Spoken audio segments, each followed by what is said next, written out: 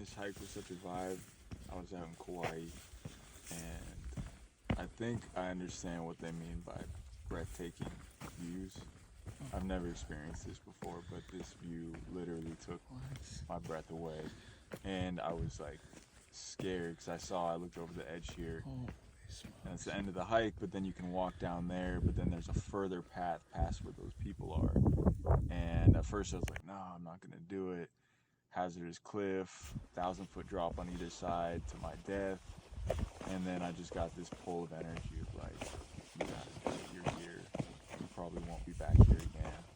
And I was like shaking on this ridge line. It's like 2 feet maybe. And yeah, you can hear it in my voice, like I'm shaking. And I just kept going. At one point I even crawled a little bit because it was so small, like up here to see. But I'll let my reaction for the rest of this speak for itself. But this was absolutely breathtaking. 10 out of 10, 100 out of 10.